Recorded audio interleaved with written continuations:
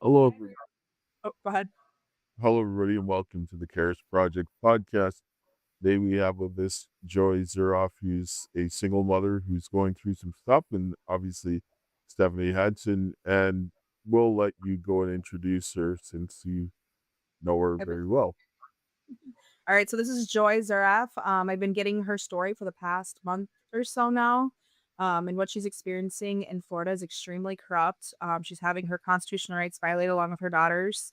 And her story is very heartbreaking, one that I have cried over multiple times now as a mother. So I'll have Joy go ahead and share just basically what you've been going through with DCF and with your daughter's health issues.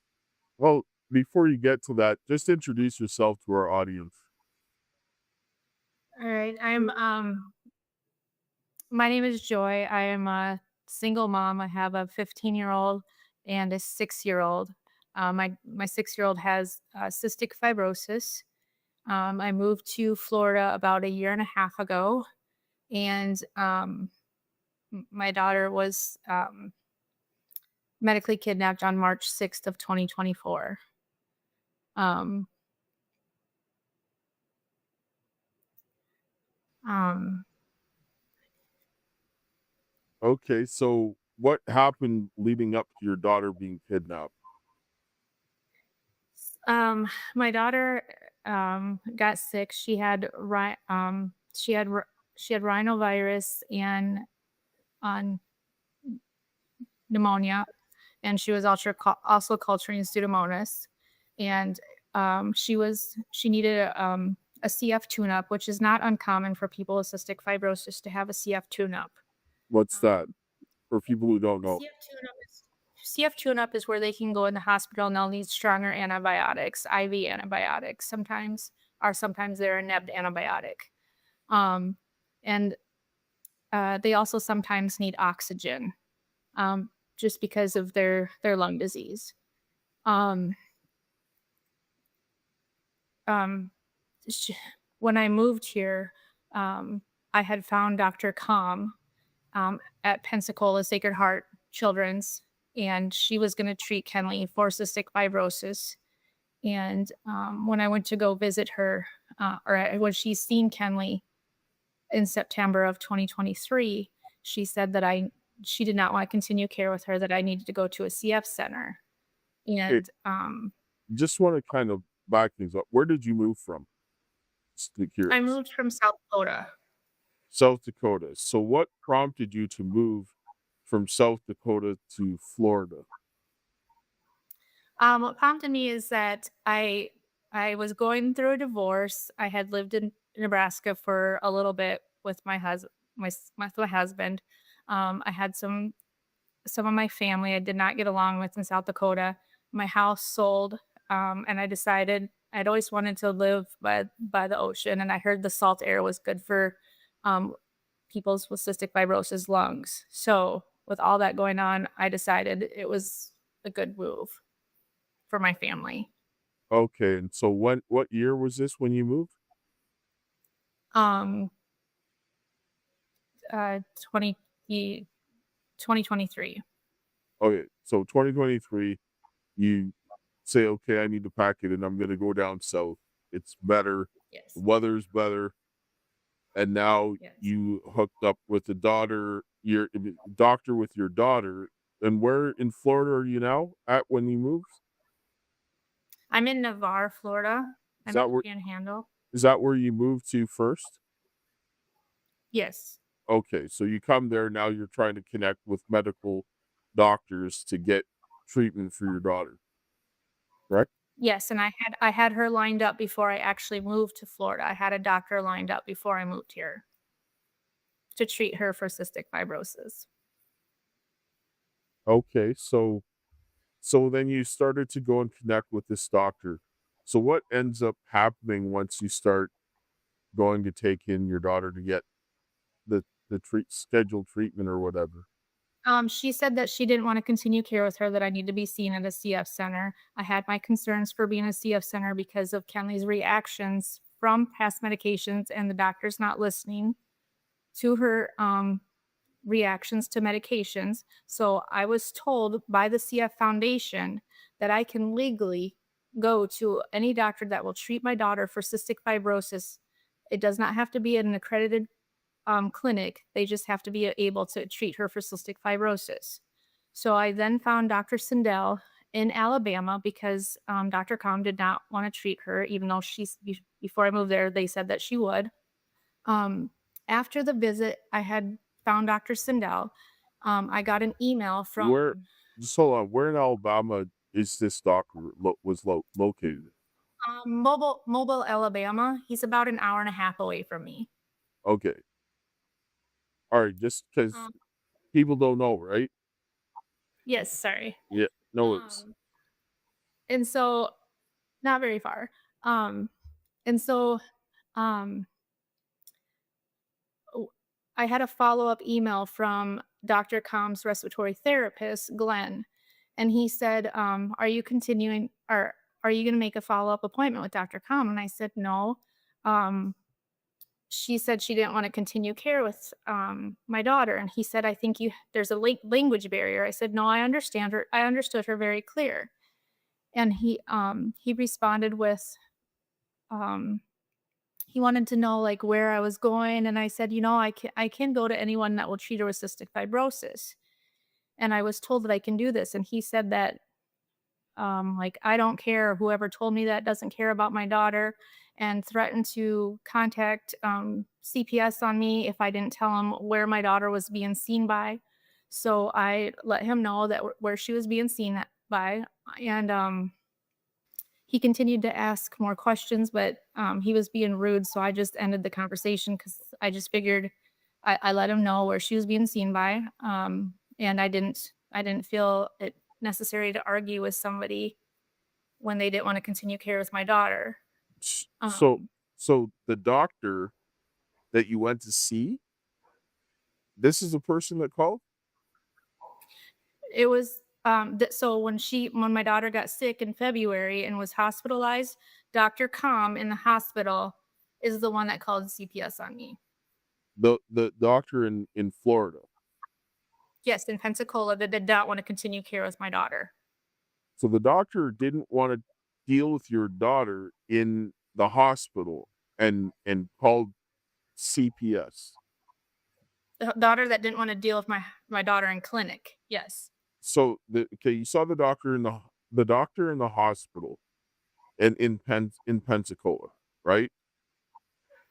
Yes, she was the treating doctor. She was the treating pulmonologist in Sacred Heart Hospital in Pensacola. She was also the pulmonologist that I went to in September prior. Oh, and that said that you could go and take your kid anywhere.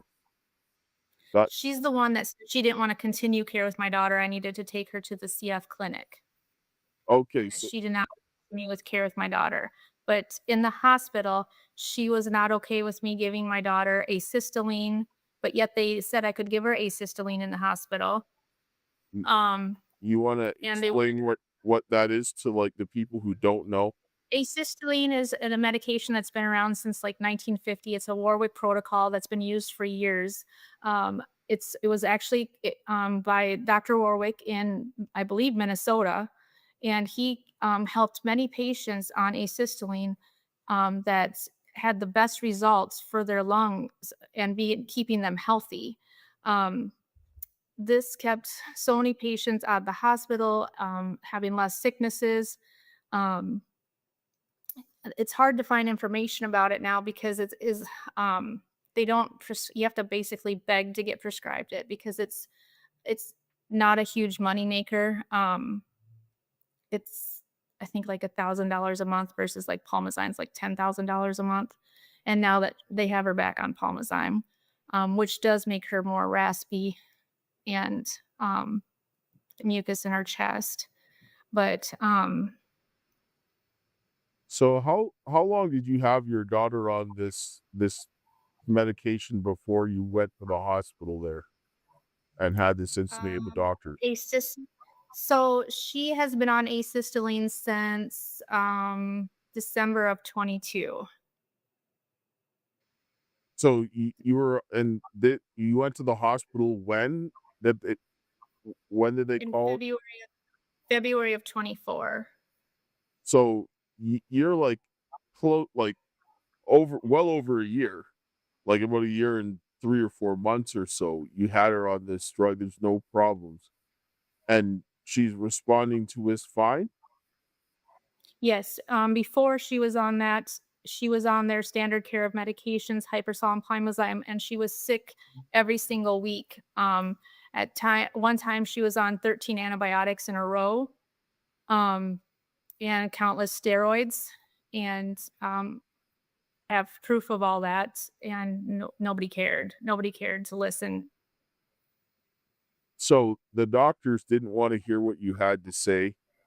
They just were like, "We don't like what you're doing," and then they called Child Protective Services. Yes, they also wanted her on Trikafta, which is a medication. It's a modulator for CF, and it does have one of the 3 ingredients that she was on before. She was on Orkambi back when she was 2 years old, and she had side effects of that, which started out with headaches, stomach aches, insomnia, and then a year later, she started getting shortness of breath. Um, they they said that her doctor said it was, and he did have in her chart that she was having reactions to the medication. So he did actually cut her dose in half because of side effects.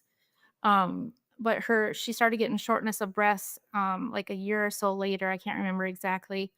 And he said it was just she has asthma. And I said, well, how do you know she has asthma? He said, well, her sister has asthma. I said, well, her half sister has mild asthma and she's 9 years older, and we just found out she has it.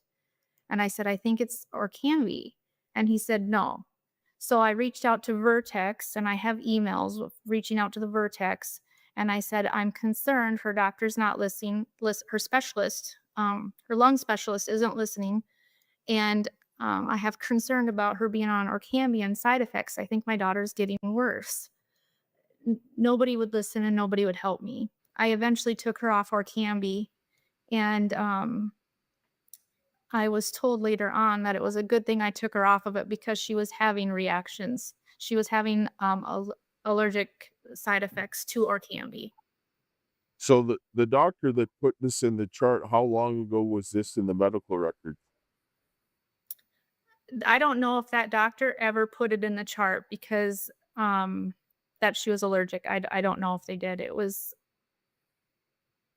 I don't know if they did, but I have proof of it, of them saying it. I do have proof of them saying that she was allergic to it. Okay, so there's record of that being said, and Yes. now they're basically putting your daughter back on something that she's allergic to, and that you stated that this was the case. It's got one of the same ingredients, but Dr. Sindel in Alabama said that the ingredients in it were not the same at all. But I knew better. I knew he was lying. I knew that it had one of the 3 ingredients was the same as in Orkambi that it was in Trikafta. So I knew that wasn't true. He wasn't telling me the truth about medication that he wanted me to give my daughter. Well, you have to keep in mind that doctors, they're not pharmacists, and they don't have the same level of understanding of the drugs that they're giving as opposed to somebody like a pharmacist whose job is to understand what the drugs are, what's in them, how are they going to react with other drugs and so forth. Doctors don't know as much about drugs as people think they do. They don't. Well, when they have a CF, when he says that he has a CF clinic that he's treating children, I think that if you're prescribing a medication that's a $300,000 medication a year, and you should probably know what's in the medication and if you don't know and you're arguing with a mom saying that, or not arguing, telling a mom that the medication, the ingredients aren't the same, and she's telling you that they are, I mean, why would I believe him that medication is going to be safe for my child? It's also, you got high amounts of fluoride in it, higher amounts of what they're taking out of the water that people are scared of to give their children to drink. And now this has got high amounts in it that they're giving these children, little children. And we don't know the long-term effects. This medication it got pushed through. It didn't even go through the full trials. It got pushed through as an emergency life-saving medication. We don't know the long-term effects on it. In December of 2024, it now has a black box warning of death on it. Wow. I tried to prove this. I had a scientist that used to work for the CF clinic, and she gave me evidence to my first lawyer that this was causing deaths, and my lawyer wouldn't do anything. My first lawyer would not do anything with that information. I was scared to put my daughter on a new medication Well, that they there's said would live to be until she was 70 when they didn't. This medication has only been around for what, 6 years now, and just got approved for 6 and under 2 years ago. well, uh, I mean, a lot of people seem to be afraid to bring certain information into certain cases, and that should not be the case, right? They really need to start um, taking evidence and looking at all sides, because there seems to be a lot of money and motivation for people to not do things, and we see this happening. COVID makes this very clear, right? You couldn't question the shots that the government said that you had to say. The doctor says you needed the shots, like they were doing all kinds of things to people. So this people should be questioning everything. And when it comes down to your children, nobody has a vested interest in the health of your children than the parents. And so when they're asking these kinds of things, you should be able to have your questions answered and satisfied. But this is clearly not the case. They want people to just follow whatever they say. I lost my medical rights as a parent in Florida. I have no medical rights, and I lost my daughter. Um, they also, I'm not sure if they gave her the COVID vaccine a dose already. I was not for the flu or COVID vaccine. I have no way of knowing if they did. The judge was okay with her having her immunizations from birth to 5 again, even though I had said that she had already had them. He said it's safe, she'll be fine. I did provide her immunizations. The first ones they denied, and then they um, did allow my other ones. So I don't know if they did give her any immunizations at all. I have no proof because they, for some reason, can't get me her primary doctor's records. I keep asking for them, and they just for some reason can't get them. I don't know So if she had the COVID vaccine. I also know that I just didn't. The just hold on. doctor said, I just got a question. So your daughter's being treated by this doctor for how long? which doctor? The one that they won't give you the records for. Since they took her in And so, Jacksonville. so that was what date? What month approximately? I believe March of 2024. So the doctor that's been treating your daughter for over a year, they won't allow you to see the medical records for that. They said that they are not able to get them. That They said I have rights to it, but they can't get their hands on them. so what do they get up and run away? Right? Like what? They just turned invisible? The computer broke? What? Yep. So This is somebody's somebody. This is coming from Corinne, the social worker. so why don't you just go to the doctor yourself and request that medical record? I've tried, and there you can't get a hold of anybody. I can't get a hold of to talk to anybody, and it's 6 hours away. They moved my daughter to. They moved So my daughter 6 hours away. 6 hours away to where? Well, when they took her, they put her into 3 different hospitals because they didn't have a medical foster place to put her, and then they put her in a medical foster 6 hours away because they said that they told the judge it was because they didn't have a place to put her. But in the record to my first psychologist, they moved her away because they didn't have anywhere to put her closer, and because I was a flight risk. Why did they say you were a flight risk? Because they say that I move away whenever there's an open case. When was there ever an open case that you moved away from? So when she was hospitalized in Nebraska of December of 2022, I never moved away. I was married away. She was hospitalized for RSV and pneumonia in the hospital. My daughter got, they woke me up in the middle of the night. A residential doctor woke me up in the middle of the night, yelling at me 6 inches from my face, telling me that my daughter has diabetes. The next day, they said that my daughter does not have diabetes. They're a learning hospital at Children's Omaha, that they're a learning hospital and they're going to make mistakes. They switched her enzymes to other enzymes. And I said, now can we go back to the enzymes that were working? Because now she's having bowel movements where she's pooping out pure oil. And they said, well, you said they weren't working. I said, no, you said they weren't working. So we went back to the enzymes that were working. Mind you, my insurance was billed twice for this, $7,500, or 3 times $7,500. And I brought these in to the hospital.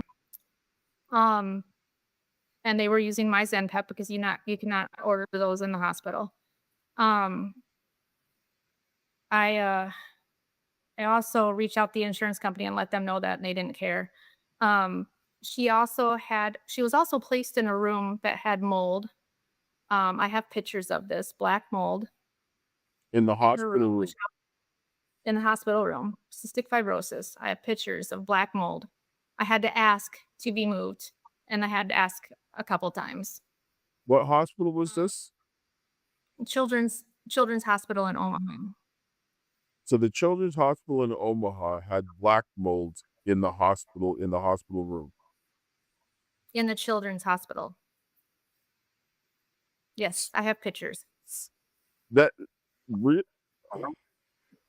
Yes. in a, And my daughter found it. She'd opened up the cabinet underneath the sink, and they said, well, your daughter shouldn't have been in there, and that should have been locked. I said, well, it's a door, so of course she's going to open it up. but it's black mold. Like, I mean, Yes. it So they also, yes, it's very dangerous, especially for somebody with cystic fibrosis. but you're in a hospital. Like, that's the last place that should have black mold. Like, you're there to get better, not get sick. And if you have black mold inside of a room that you're treating children in hospitals, that's not going to help them. Right. They also put my daughter on a medication called Cefepime. It's a strong antibiotic. This is while she was in the hospital in December of 2022. And she started saying that her throat hurt and her chest hurt and her legs hurt and her arms hurt. And I said, I think she's having side effects to the medication. And they said, no, she's not. She just caught another virus up in the hospital. I said, I said, I believe she's having a side effect. And they wouldn't budge. My daughter ended up getting a full-blown rash. Again, I have proof of all this. Full-blown body rash. The doctors would not listen to me. Had I not been up at the hospital with my daughter, 3 hours from my house, I think they would have killed my daughter. They switched her enzymes. They were going to put her on diabetes medications that she doesn't even have diabetes. She was having an allergic reaction to antibiotics, severe reactions, throat hurt, chest tightness, arms hurt, legs hurt, full-blown body rash, severe red rash hives. They finally did blood work, and they said, your daughter's having an allergic reaction. I said, are you going to take her off now? And they said, yes. I said, what are you going to do about the side effects? And they said, we'll put her on Benadryl. I said, okay, can we go home now? And they let us go home. It was after that I decided that those doctors were not going to listen to my concerns about the medication. So I found another doctor to treat my daughter for cystic fibrosis. They called CPS on me and told the cops. The cops came to my home, and they said that my daughter was dying. The cops said, well, your daughter's not dying. I said, what do you mean? They're like, she's running around playing. I said, of course she's running around playing. They're like, well, we were told she's dying. I said, what? They're like, yeah, we're told your daughter's dying. She's clearly not dying. She's running around playing. They told them that my daughter was dying because I wanted to go somewhere else that would treat my daughter for cystic fibrosis and would listen to my concerns with medications. This I did is not leave the state. I stayed there. That was in December when she was hospitalized. I moved away in May of 2023. I'm not a flight risk. so. Do you have the records from that hospital? Yes, Do you I have have all the proof. do you have I have all sorts of proof. do you have the police reports? Do they have body cams or anything like that on? I never got the body cams, but I have proof. You should get the body cams just on top of it, because this is insane. Let's take a short commercial break, and we'll come back on the other side. This is nuts. I'm not even. Yeah. Hello, everyone. I'm excited to announce the next generation of energy drinks, Rev 7. It has no sugar and no caffeine. Instead, Rev 7 uses Go BHB. Go BHB is one of the body's primary ketones, and it provides the most efficient and clean fuel that your body needs. It also helps you stay energized all day with no crashes. Not only that, it produces 3 times more brain energy than sugar, which helps boost your memory, focus, and mental sharpness. It also helps reduce stress and helps balance your mood. Rev 7 does all that while being the best tasting energy drink ever. So go to mypillow.com or call the number on your screen. Use your promo code to save 20% today. I'm so sure you're going to love Rev 7. For a limited time, you get our introductory 3-pack absolutely free. I drink Rev 7 every day and I absolutely love it, and so will you. Yeah, so if anybody wants to get any of those energy drinks or need the My Pillow products, you can go to mypillow.com/Karis or call 800-845-2942. Use the promo code Karis, support a good cause. Also, if you want to support the efforts that we are doing for the human trafficking, you can sit down and see in the ticker below. They have some of the action plan, but they also have the Give, Send, Go and donor box as well, so that you can choose to support a good cause, because we help people like Joy and other people whose lives are getting destroyed, and people are stealing their children, they're getting trafficked themselves and all that kind of stuff. So we can't trust the government clearly to come in and do these things. We have to do them for ourselves, because clearly this is a case where you go to get the help that you want to get help, and they're selling you out. And so let's get back to this. So you have the evidence of the hospital trying to say that your daughter's dying. The police came, they're like, your daughter's running around fine, they're not dying. They're trying to make some case against you while your daughter is perfectly fine. Yes, and it was because I wouldn't continue care with them. So because you decided to take your daughter elsewhere, and you didn't like what they were doing because of, clearly they were telling you things that were wrong.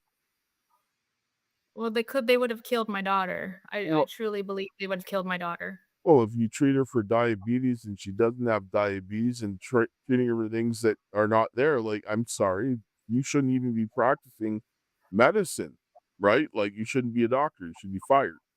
And they should. Well, Right. the fact that Well, she brought up her daughter's having a side effect, and you know your daughter better than anybody else.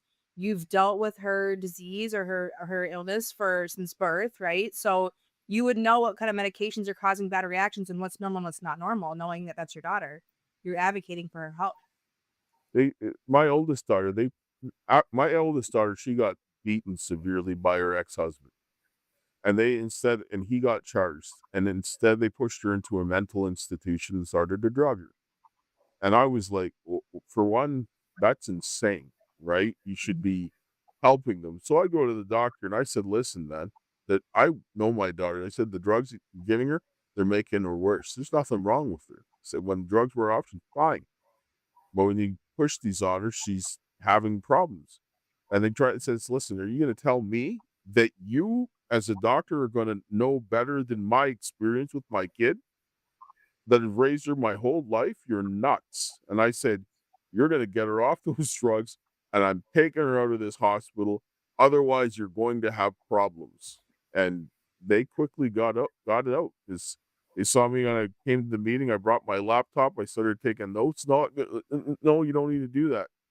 Right? Well, and here's the thing. And in South Dakota at the CF clinic there, they tell you, you know your daughter better than anybody. You are with your daughter 24/7. You know your child better than anybody. You advocate for your child. You are the one that advocates for your child. It's just the fact is they don't want you to advocate against them. They want you to advocate. How I feel is they don't want you to advocate and say, "Hey, this medication is making my daughter worse. Can we figure out something else?" Um, they want they don't want to hear that. They want her on this medication. They don't want to they don't want to try something else. They they just want to keep her on it and keep her sick and put her on something else and something else and something else. Like, well, let's figure out an alternative. Like, what else can we figure out? What else can we put her on? What else can be done? But instead, they just keep her on it, and then, well, now she's got this issue and this issue and this issue, and they don't want you to advocate to them. They want you to advocate to raise money for the foundation, and then the foundation doesn't do anything to help parents like that are in situations like mine. I reached out to the CF Foundation. Their CF lawyer wouldn't help me. The CF Compass wouldn't help me. They only help people that follow the rules, I guess you'd say. Because they want to make money. And you see this happening all over. And I mean, and this is something that should be brought to the attention of on a federal level, the HHS, because HHS, Health and Human Services, is what funds the Child Protective Services, right? And this should not be done. And a lot of the times when they're coming in with all these expensive drugs, people are getting money for it. There's a financial incentive. And then when they take your child and put them into care, they're going to get more money for having your child in care, right? And they place them with a foster parent. Mm-hmm. So a foster parent with a child like yours is going to get a lot more money than they would for a regular kid, Mm-hmm. right? And then they move you 6 hours away so that it makes it harder for you to have access to your child or to see what's going on and everything else like this. There's no reason for them to do this whatsoever. None. Right. Because when they Tell me that I haven't changed my way of thinking, so they want to terminate my rights. They want to move to adopt on May 6th. They want to move to adopt because they say I haven't changed my way of thinking, even though I allowed my daughter to go on Trikafta. I allowed her to go on the Hybrosol and Pulmozyme. But they still won't return my doctor, and they want to adopt her out because I haven't changed my way of thinking. And even though I had my second evaluation done, psychological evaluation saying I have no mental health issues and I have no Munchausen's by proxy, she said that there's no way to measure someone's way of thinking. So they want to adopt my daughter out, took my medical rights away, and adopt her out because they think, I don't know what they think. They because they make money off my child. I honestly, you have to remember, these people are criminals, and it doesn't matter what you say; they're going to still take your kid. Let's go. yeah, I can't do anything right. My daughter, they told me, I just got an email yesterday that said from Corinne, the social worker, that they were not going to let me have unsupervised visits because of the call that happened on April 5th. On April 5th, my daughter asked me if I was done with my homework. Lauren, the foster placement, told me that she tells all her kids that the parents have to do their homework, and once the homework's done, then they can go home. So Kenlee, once again, asked me if my homework was done so she can come home. And I said, "Oh, honey, I'm working on it." And she said, "Well, if I could do your homework, I could get it done because I'm really fast, and then I could come home." And I said, "Oh, honey, someday I'll explain it to you." Corinne said if I don't if I acknowledge what Kenlee says and I don't redirect it right away, if I respond to Kenlee and don't redirect it, that she's going to end the calls and I won't get my calls with my daughter. And because of Kenlee bringing this up and I responded to it, I'm not going to get unsupervised visits now. Okay. First of all, what they're doing is wrong. My oldest daughter, she's 28 now. When she was young, she was taken without provocation by Child and Family Services in Manitoba. Never once did I ever get told what I did wrong. Never. They terminated my parental rights. Then they put me on supervised visits. Then they put her in with foster parents. And then she got molested, right? And then they were going to give her to the maternal grandmother. And I told them in the courthouse, because I had a lawyer, and I said, over my dead body. And I walked out of the courtroom. Everybody was quiet. They could hear a pin drop. Well, I went home. I downloaded the entire Child and Family Services Act of Manitoba. I read the entire thing. I started to go out and I talked to somebody, used their Westlaw account, started to go in and look through all the cases. I went and downloaded the Canadian Charter of Rights and Freedoms, and then I went through their laws and showed everywhere where they broke it. I went to the media. I went to the legislators and everybody. And then I sent out a 15-page letter that I sent to a bunch of people. And every person who got it got a carbon copy of who else all got it. And by the time I dropped the last one off and got home, I got a phone call from the area director of Child and Family Services. And asked me, well, what do you want to do with your kid?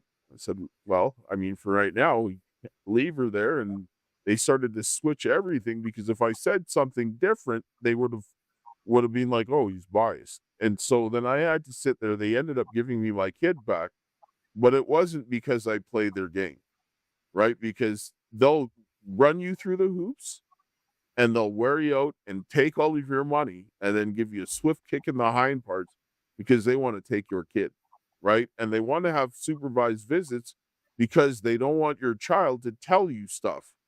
And when it comes down to this, I know exactly what the mentality of these people, they've never changed. They're criminals, they're predatory, and they're pedophiles, and they steal children. So, Joy, you should share what Kenlee has said to you recently about the monster. Didn't she make some comments to you, some concerning comments? And same with the foster. Tell them what the foster lady said to you as well, the foster mom. About the monster coming in her.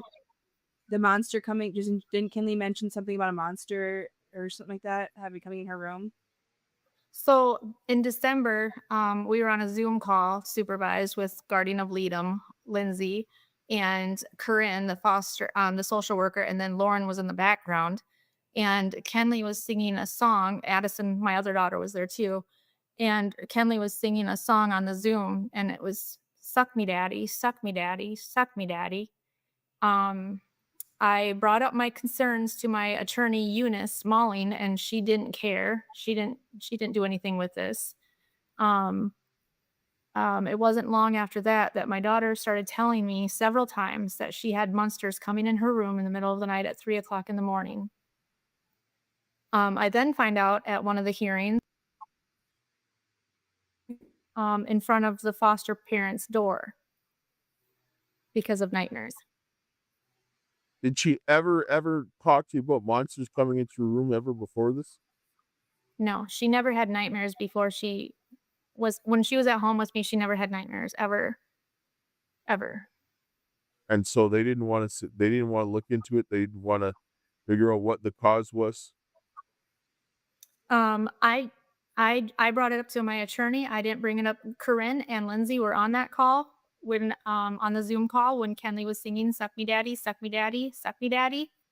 And I didn't bring it up to them because anything I bring up, they twist around and they hold it against me. I am told if I bring something up, I'm wrong. If I don't bring something, why didn't I bring it up? Everything I do is wrong from the start. From the start, when I wanted them to take her neb machine or her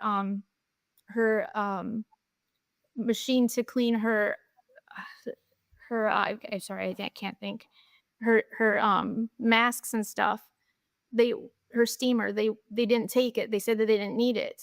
And then when in court, they held it against me because, well, I should have made them take it. This is how messed up the system is. I, Everything I, you do is wrong. I, Everything I say is wrong. I can show you documents that I had from that I listed the concerns that I had because I actually submitted that and I even sent it to the court where they took my youngest daughter, right? After I spoke up about COVID to say it, like, listen, man, I raised a kid. I got my kid back from Child and Family Services after losing parental rights. That doesn't happen, especially not to a man. That should tell you something when they're sitting down and making all this stuff that they didn't even want to look at that because they, they can't sit down and, accuse me of the things that they're doing. But when I looked at it, it didn't matter what they did. No matter what I said, I went and got the testing. They said, oh, well, you know what? Everything is great. But the social worker's like, oh, well, Dale's just conning everybody. I'm like, so I can con all the people that have their PhDs and this is their thing, but I can't con you, the stupid social worker. You know better than everybody else, right? And then I had somebody do an assessment, and my family's from the Caribbean, even though I was born in Canada. And I made a comment that was something that my mother and grandmother used to say from their island. And I was trying to explain what that meant. And she's like, well, there's only one English and I'm going to take it the way I want. I'm like, really? So a truck and a lorry are the same thing? A lorry is somebody's name here, but in English, it's a truck. They call it an elevator lift. There's differences in English no matter where you go, right? Even within the same country. I'm like, you're just being foolish. And so it doesn't matter what you'll do at this point in time. They're trying to wear you out, take your kid, and that's their plan. That's really all there is to it. They have it in their mind. Yes. And even in the get-go last year when this all started, DCF, so whatever happens in court, DCF lawyer writes it up. Tanya Davis writes it up. The DCF lawyer writes it up, and the judge signs off on it. And I would go to my attorney and I'd say, that's not what was said in court. And he's like, what do you want me to do? Argue with them? I said, it's not arguing. That wasn't what was said in court. You're fixing what was legally said in court. They're lying. And they're saying I'm the liar and I'm not lying, but they're typing up the stuff. The judge just signs off on it. And that wasn't what was ordered in court. I said, no, you're fixing it was. And he's like, well, I'm not going to argue with every little thing. I said, you're not arguing. You're fixing what was wrong. And so my lawyer would never go back and fix anything. And so now nothing's been fixed this whole year.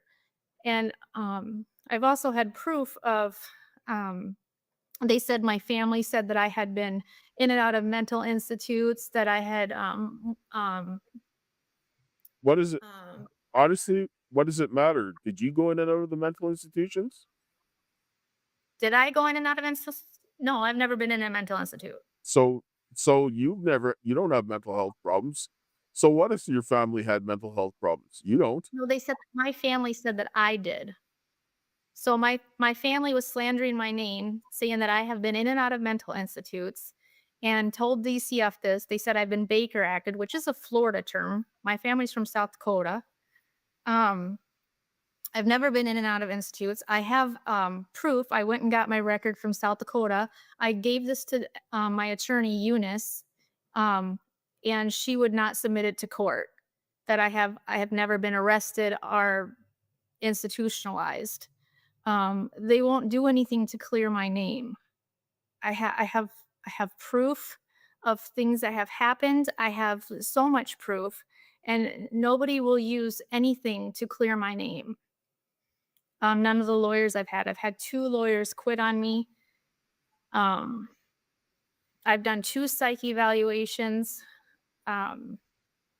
Their doctors said I had mental health issues, never met me. He said that if my daughter, this is in court records, said if my daughter was returned to me, never met her, never met me, said that I would kill her.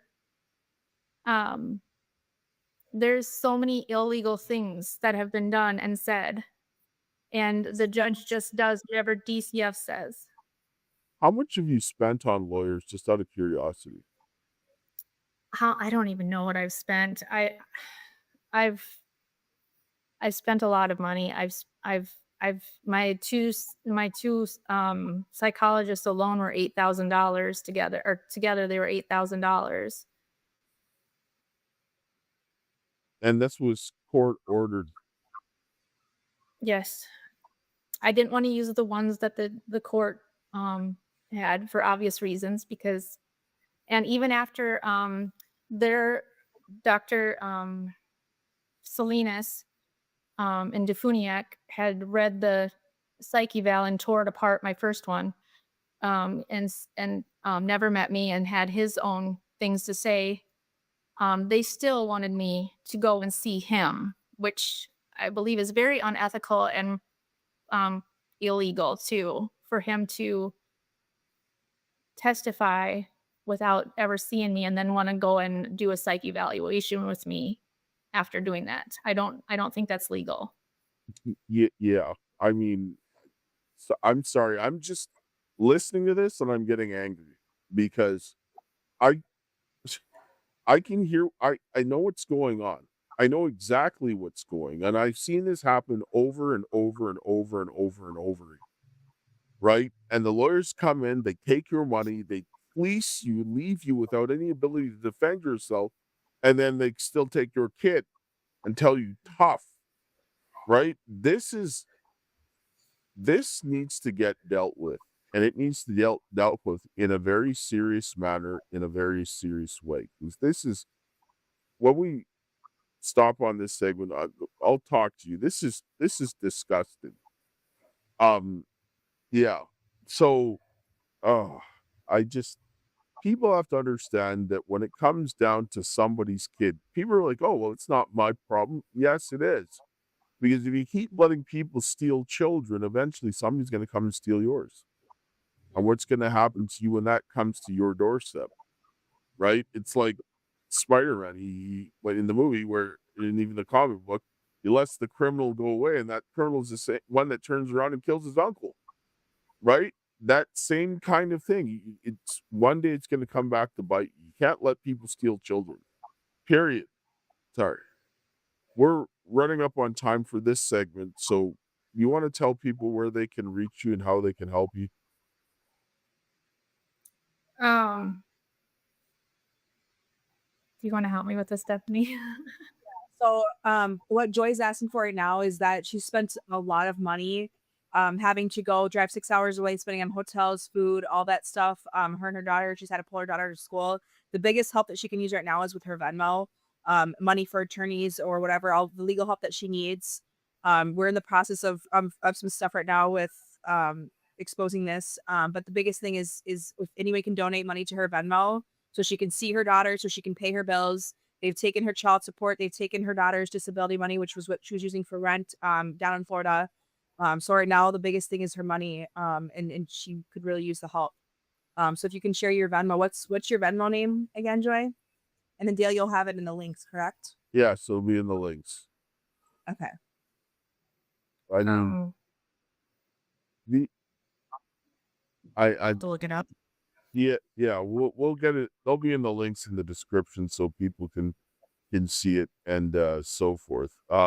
This is just disgusting. I like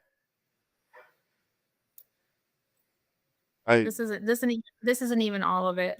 yeah, I know. We'll discuss the rest of it. We have to just close down for this segment, and then we'll do the rest on the other side. I'll close here with a prayer, and then we'll have a short break. And well, people on Pandel TV, you'll see us the next day. All right. Heavenly Father, Lord, we thank you for this day. We thank you for your love, grace, and mercy. We thank you for the hope that you have given us this day. Open our hearts and minds to your will. And Lord, get the men and the women to stand up against this wickedness and to rebuild our families, our churches, our community, our nation, to stop this wickedness and the theft of children is my prayer. In Jesus' name, amen. And again, people, don't let people steal children. Like, this is common sense. This is disgusting. and we'll see you again the next time.